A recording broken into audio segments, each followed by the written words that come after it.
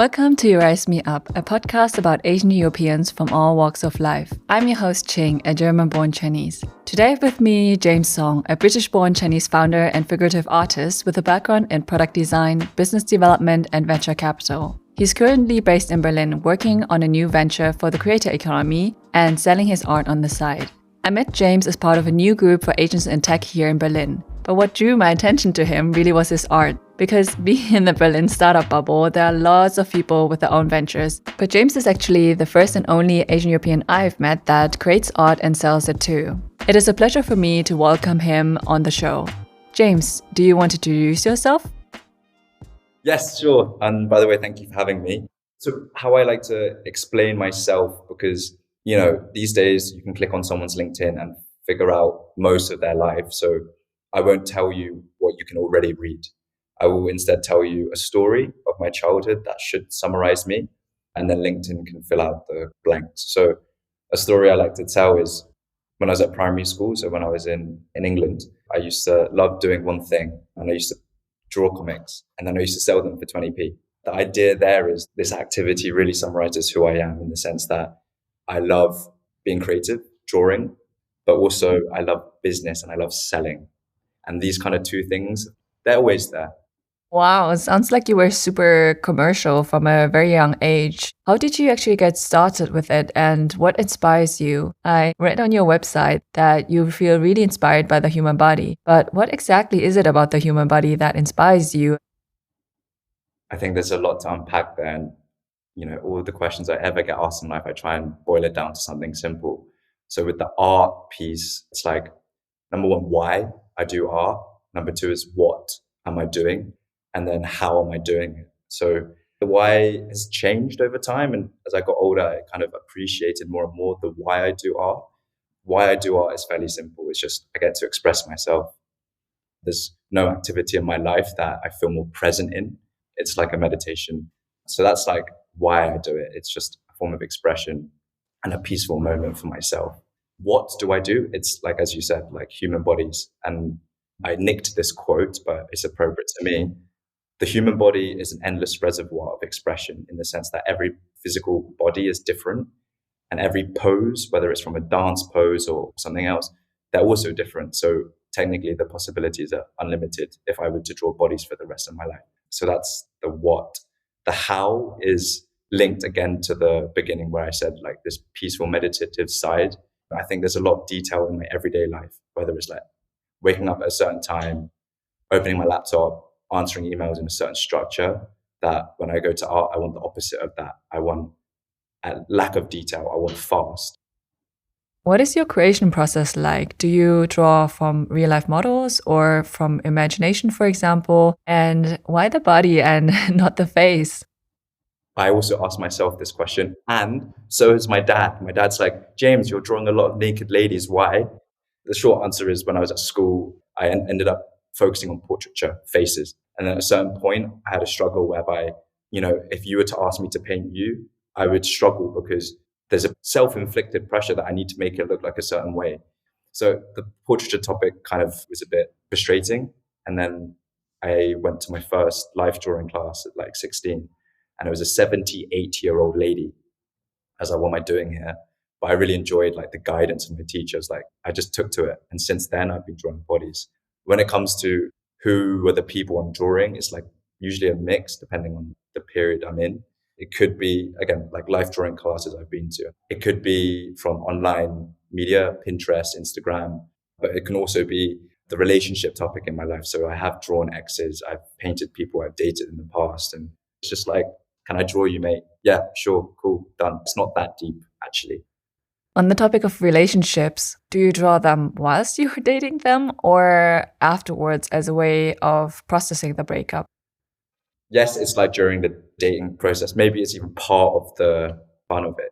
I enjoy doing it. They enjoy the whole activity. It could be even a date night. Let's draw and drink some wine. The topic you remind me is like, I really believe the best art in the world comes from the topic of love, but more specifically, the topic of toxic love. But what do you do with those paintings of your ex-lovers once you break up? So there's a mix. There's been a diverse set. One is like a positive one. Is, yeah, have this, yours, keep it. like a souvenir of our time, and that's nice. But I do have this one incident where I just remember after we broke up, I came back home to my flat, and outside my door was a bag of the clothes that I left at her place. And there was a note, and the note just said, "Please destroy and never show the artwork that you did of me. Otherwise, I can take you to court."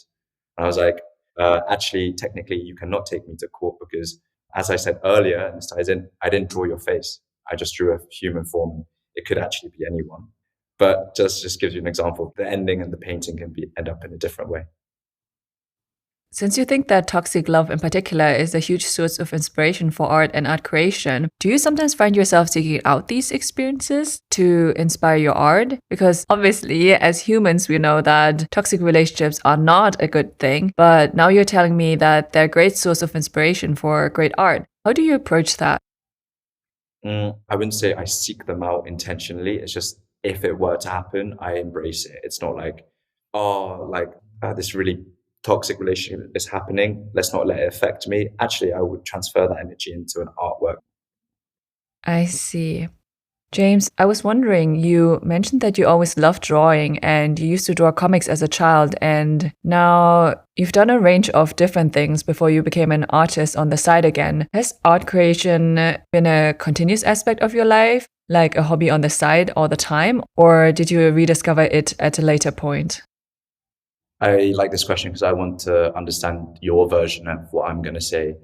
And so for me, it's like, no, it's never consistent. It's like 1 month I might be super inspired. I might be traveling, bring the sketchbook, bam, bam, bam.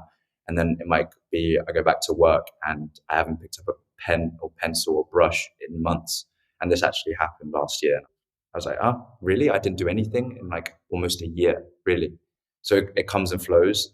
And I think any artist has this, depending on how you operate your routine. It could be longer months without doing stuff. So I'd be curious actually how it works for you.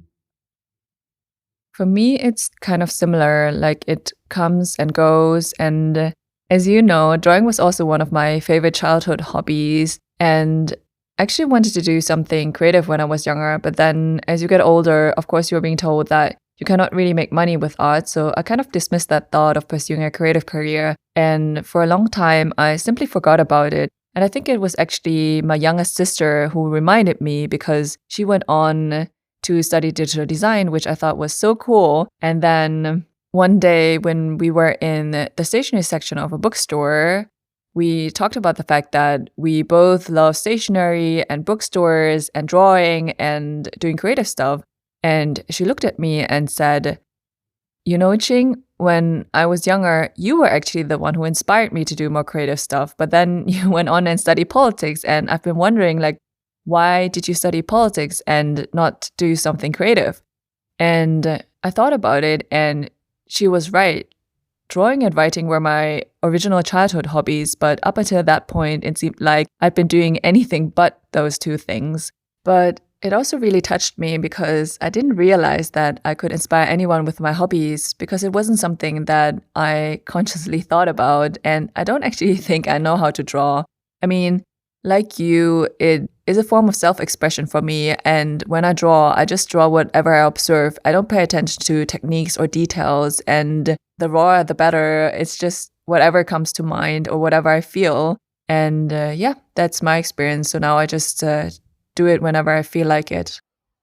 On this topic, I do want to reference my old art teacher here, because she never taught me technique. She never taught me how to hold a paintbrush, what color theory was. She didn't teach this. And I thank her so much, because instead she taught me principles and values, how to observe, how to document. You know, James, every time you make a painting, make it 3 times, because one is an experiment. The next one could be the good one, and the last one, you can give it to a friend. Just like some sort of practice and mindset towards doing art. That is something that you need to have an open mind towards, because I do think anyone can learn to draw. Like if you watch tutorials, followed certain techniques, and they are valuable. But more important is your approach to the art.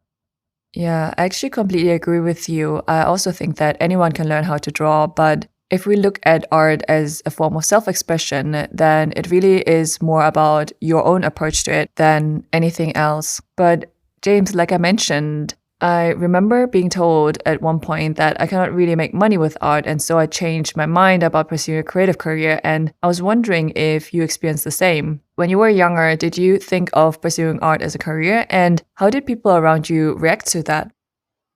Short answer is yes, I did. And the people around me were my family, and they said a soft no, because it wasn't like, no, you're not going to do it. It's more like my parents are supported that I did the art, but we never supported to the extent, go full steam ahead.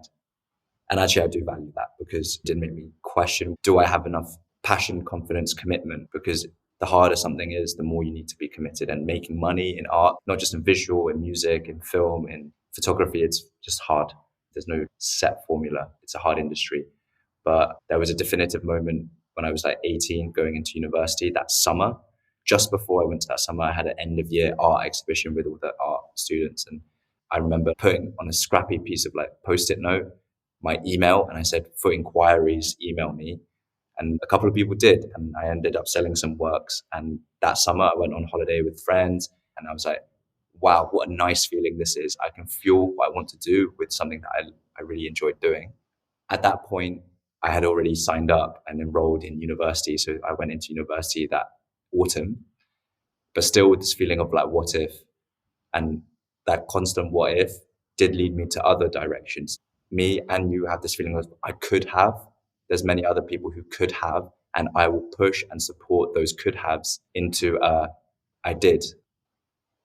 Like you just mentioned, we're both people who have a lot of different interests and different cultural backgrounds, and a lot of people tie their identities to their job or their culture. I'm really curious, how do you define your identity? Like, what is it tied to? Because I think the hardest part of my career change was not actually changing careers, but the identity switch that comes with it and redefining who you are, because you can no longer go up to people and say, hey, I'm this. You're a lot of different things. And I was wondering, how do you deal with that? The question is about how do I identify myself, and part of this story does involve my family. I will get to the point here, but for a long time I had like a difficult relationship with my dad from my eyes, because if we're talking about seeking approval from the people that are in your immediate tribe, I think for a while I didn't feel like I had that, because my assumption was, long story short, I could only make my dad and parents proud by what I did, like what I've done, what grades I got, what school I went to, what job I had, what my salary was. But, very recently, actually, the flick switched in my mind, and I have evidence from this, having spent time with my family. It's actually this pride and validation and approval doesn't come from what I did. It comes from who I am. Actually, my dad does not give a fuck about if I'm starting a business or if I'm an artist, but he just cares that I'm kind, that I'm like caring about others. And that in turn taught me that if my startup fails, I'm not a failed startup founder. No, I'm just the kind, sociable James. Interesting. What flipped the switch for you? Is it something your dad said or something you observed? It's definitely a mix of both. Again, the indirectness of Chinese culture is not said directly, James, XYZ. It's an observation based on certain actions. I see. Yes, that sounds very Chinese. And how has your cultural background as a British born Chinese influenced your art? And what do you think about Western versus Eastern art or British versus Chinese art? Do you have an opinion on that? Oh, there's so much in there. I'll just catch the last bit because the last bit caught my attention. It's like the difference between Western art and Eastern art. It's the difference between Western culture and Eastern culture. And, I would happily say I'm very proud to be Chinese, but that hasn't always been the case. It's been like, am I British? Am I Chinese? I don't know. But art was definitely an outlet whereby, if, for example, going back to the business topic, I have to sell myself as an artist. Who am I? I'm a Chinese artist born and raised in England. That's like a framework that allowed me to do the identity. In the cultural aspect, I obviously have natural biases. I grew up in a Chinese household. I grew up in England. So whatever you see is somehow influenced by both. I could say and allude to that my ink drawings, I use ink just like the Mo Bi Hua of the Chinese artists from centuries ago. Whether that's a direct, obvious, I'm like taking inspiration from that, I actually don't know. It could be. It's an interesting one because I think growing up in a Chinese household, art is not necessarily seen on the same pedestal as the STEM topics, for sure not. Like the classic Asian mindset, lawyer, doctor, banker, whatever. But at the same time, Without a family kind of context, art is very appreciated in China. And maybe even more so because of the suppression that we had for many years of there should be no kind of artistic expression.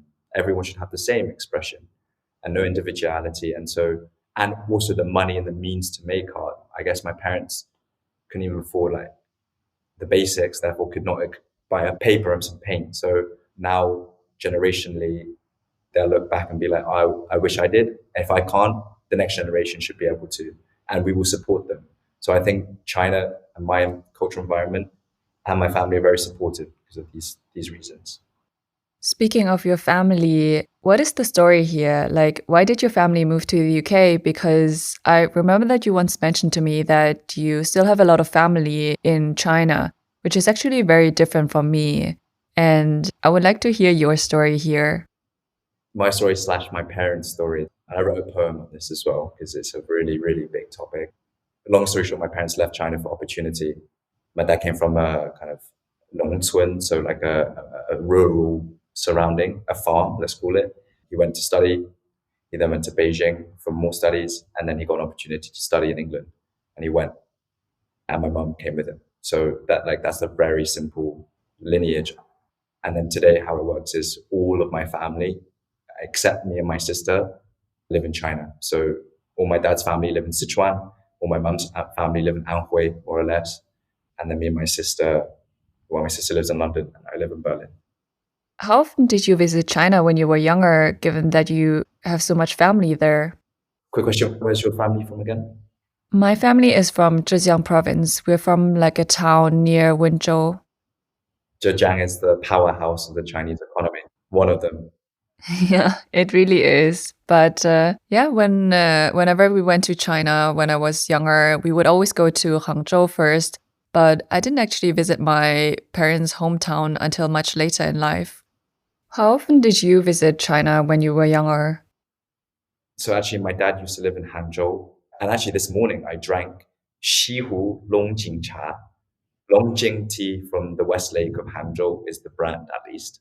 I love Hangzhou. It's also the headquarters of Alibaba. It's a tech hub and education hub and beautiful place. So I would definitely go back to Hangzhou. And when it comes to like how often did I go back to China? So actually, when I was born in England, as soon as I was not fragile, I then was like shipped back to my grandparents in China.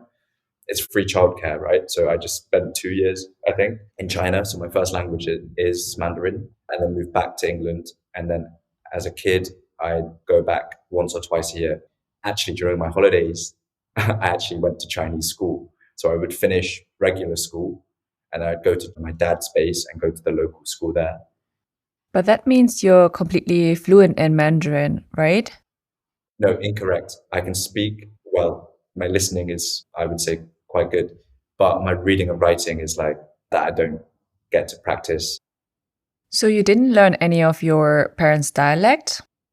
So my dad's from Sichuan and therefore also my grandmother is. So growing up, my grandmother moved over to England and she would cook like Sichuanese food at home. And obviously she only spoke Mandarin. When I say dialect, it's just Mandarin with a thick Sichuan accent. So I'm also quite attuned to the Sichuan way of speaking. It's quite fun, actually. So were you raised by your parents or your grandparents? For sure, it's a team effort. Like when my parents are away at work, my grandparents did all the basic stuff, the cooking, the looking after. But it's slightly complicated because from inception, my birth, I have me, my older sister, my mum and my dad, and my grandmother in England for those like primary school years. My dad then moved back to China when I was 11 to work. And so it was only me, my sister, my mum, and my nan in England. So I actually grew up mostly with them and I would see my dad in the holidays. Interesting. I feel like your story is quite different from mine. Tell me. So, first of all, I was mainly raised by my paternal grandparents. It's very traditional Chinese, right? That your paternal grandparents or your nai nai and ye that they move in with you. And they mainly took care of us alongside nanny or aye, as they say in Chinese, whilst my parents were working. And they spoke a Chinese dialect with us, so I didn't really learn Mandarin until much later in life. The first time I went to China was when I was 12 or so with my sister and my mom, and we went to Hangzhou. it was a huge culture shock because we couldn't read anything, right?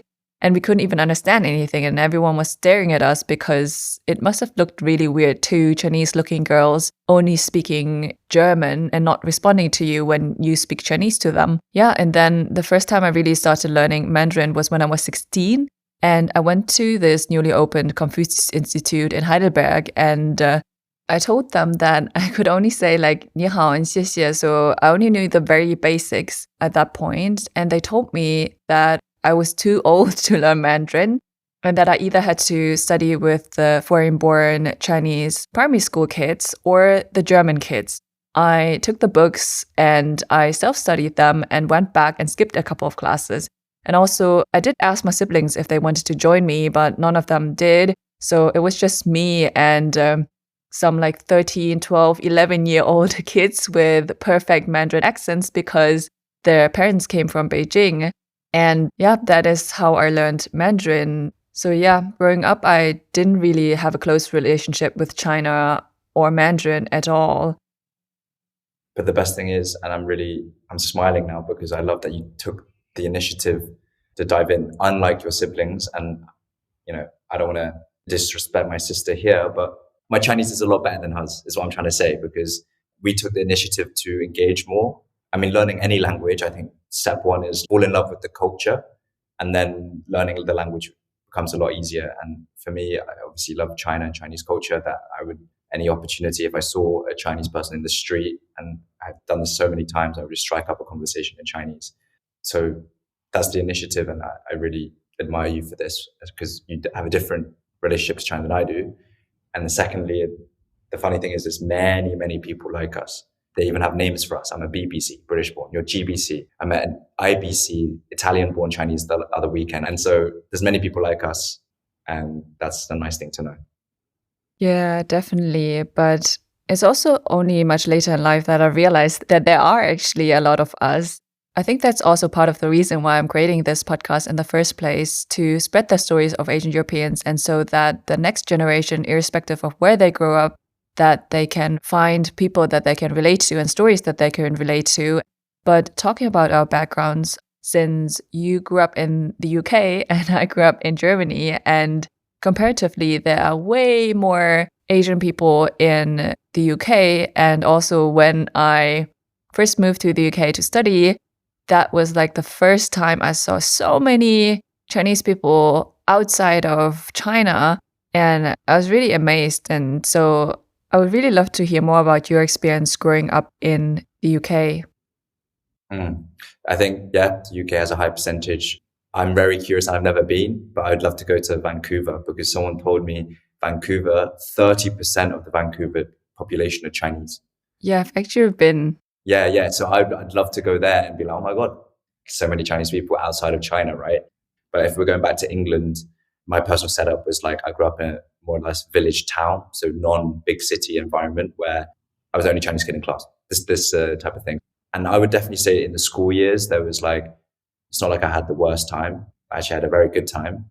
But on this like racial discrimination, where there will always be some sort of, not always, sorry, I don't want to say that. I hope there will never be. But when you're kids, you have certain things that apply to kids. So like there were funny jokes that kids don't understand the context of.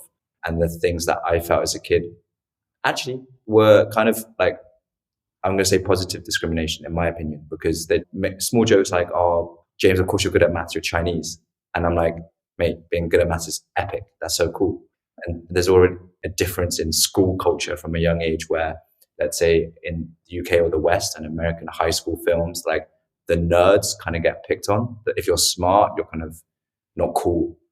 But in China, it's the opposite. It's like, if you're smart, and maybe it's changing now because we are becoming a more global country. But for example, my mum, if I asked my mum, why did you pick my dad?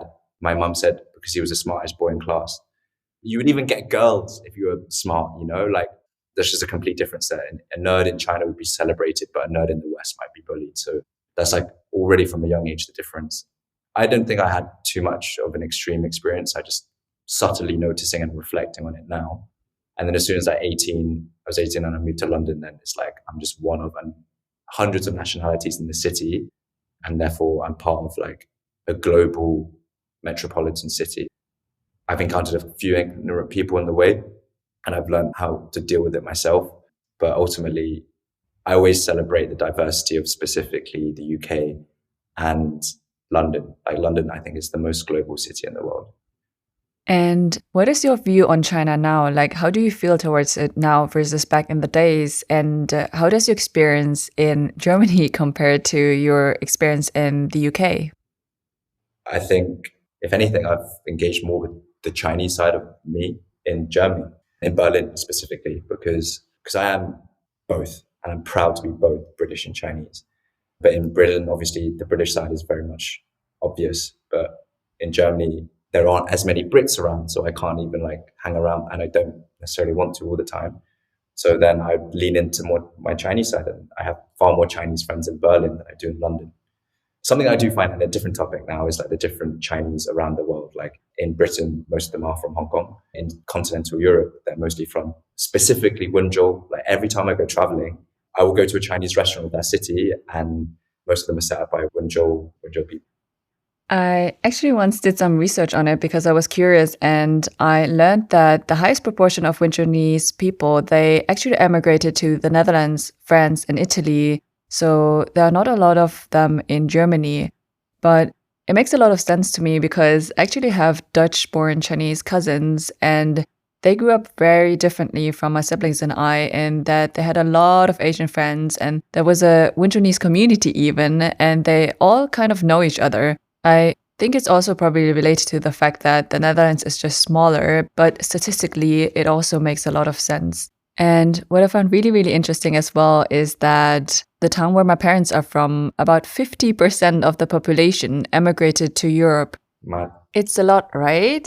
Crazy. But James, I wanted to pick up on the fact that you mentioned that you feel like you get to express your Chinese side more in Germany or Berlin. People tend to say that Berlin is not really Germany, right? Can you maybe pinpoint why? Why do you think that is? Maybe it's also not just Berlin, but it's also the time of my life. So just if I had to draw a graph of my Chineseness over time, it's just on year it goes up. So Berlin is the most recent chapter of my life. I've lived there for 4 years, important growth years. So I wouldn't say it's necessarily to do with Berlin.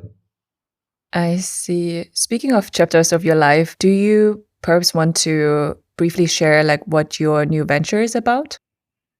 Long story short, I want to put more money in the pocket of creators. And therefore, I'm building a tool for creators that enables creators to set up their own exclusive members club. And what's your next step now? Are you fundraising or? Exactly. So we can realistically start fundraising in September. So in the meantime, we're building, we're testing. We've already done a few events. Create enough results that by September, we can go push fundraising and hopefully close around by the end of the year. And what's next for you in terms of your art? I'm also curious to know that question because I don't know. For now, I just finished a commission. It was a very enjoyable process, and that gave me a lot of good vibes. So right now, my priority is as the business. The art's always there for me. At moments where I need it, I will do it. But I don't have any immediate short-term milestones. I do have a goal, a generic goal with my art, and it's quite simple. I just want my art on the walls of people's homes because before I joined venture capital, I was an artist. 6 months producing art, and then I entered my job in VC. I was like, so what? I've created a body of work. So what? What was my outcome to show for it? And what happened was, funnily enough, I met someone on Tinder who invited me to put on my art for a group show as part of Berlin Art Week. So I was like, yeah, for sure, sign me up. So I go there, present my work that I just made. And then I met a lady who owned a cafe in Mitte called Mischhalle. She says, I do art rotations on the walls of our cafe. You interested? Yes, sign me up. Put my artwork there for 2 months. And then maybe a month later, I get a message on Instagram from a mother. And she says, James, every Sunday, me, my husband, and my 2 children, we used to drink coffee by your artwork in Milchhalle. I would like to buy a piece because we're moving flats. And so I hand delivered her the paintings, and I had a chat with her. I even have a photo of me and her family in their living room. And for sure, that's one of, if not the proudest moment of my life. So I would like to recapture that. That's the goal with the art. That's very touching. Okay, James. I mean, there's a lot of advice out there on how to start a business, but not necessarily on how to become an artist. What would you say to people who want to do what you're doing, creating art and selling it? I would ask them to ask themselves, do you want to be an artist or do you want to be a professional artist? And understand the kind of challenges that come with that. So ask yourself this. Once you've asked yourself and you're certain on which direction, talk to as many people as possible. Crowdfund your strategy. Seek advice because there's many people who have been there and done it, and you can take what you align with and execute on that. So ask yourself the question, do I want to be one? And why? And then just go talk. And James, what advice would you give your younger self? I write a lot of notes on my phone, call it journaling. I'm writing constant advice to myself. So I'm picking one that could apply to a younger version of me. And there's many, but one that I really like, the notion that people say like, live every day like it's your last, like maximize every day like it's your last day. I would actually say live every day like it's your first, because I don't remember my first day, but I'm sure it was amazing. And so the idea is like, find everything fascinating, find every person fascinating, and have the most blank canvas ever and go fill that canvas up. That's a great twist to that very common quote and also great advice. Thank you, James. Thank you for sharing and thank you for taking part in the podcast. Ching, thank you very much for asking me these questions. Thank you so much. Thanks, James. I will link your socials and your website with your artwork in the description. And if you're a listener and you enjoyed listening to this episode, I would really appreciate if you could take the time to rate it or write a review on whatever platform you're listening on. That would be a great help. Thank you.